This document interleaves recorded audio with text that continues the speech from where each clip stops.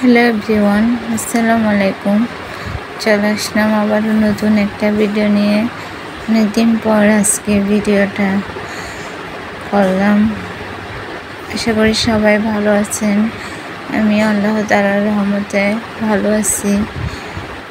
এটা হচ্ছে আমার বাগানের একটা অংশ। আজকে আমি শেয়ার করতেছি আমার শখের একটা বাগানের কিছু ভিডিও আপনাদের সবার সাথে। প্লিজ সবাই আমার চ্যানেলটা সাবস্ক্রাইব করবেন, লাইক কমেন্ট শেয়ার করবেন। এই তো আমি আমার বাগানে এদিকে কী রোপণ করছি দেখেন। এই তো মরিচ গাছ, পেঁপে গাছ, টমেটো গাছ, আরও অনেক মিষ্টি কুমড়া গাছ, লাল শাক গাছ, তারপরে পুদিনা পাতা, অনেক গাছ ছিল, আরও অনেকগুলো মরে গেছে, ঠিকমতো পানি দিতে পারি না সেজন্য। তারপরে পেঁপে গাছ, মাশাআল্লাহ গাছগুলো একদম অনেক সতেজ হয়েছে।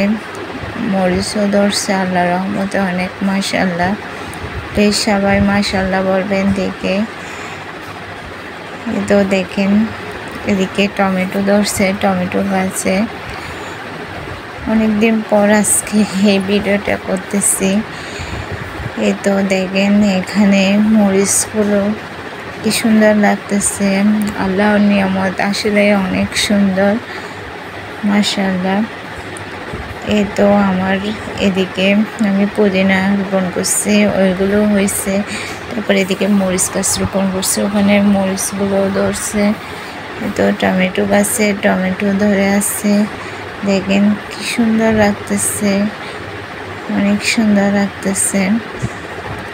সব কিছু আল্লাহর নিয়ামত, অনেক সুন্দর। একটু যত্ন করলে আসলে অনেক ভালো ফল পাওয়া যায়।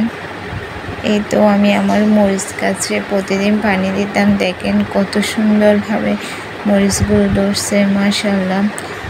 অনেক সুন্দর লাগতেছে মরিচগুলো দেখতে। খাওয়াচ্ছে আমার করতে অনেক বেশি ভালো লাগে। আমার অনেক ইচ্ছা আমি একটা বাগান করব, অনেক রকম ফুল গাছ, অনেক ফল গাছ, অনেক সবজি গাছ থাকবে।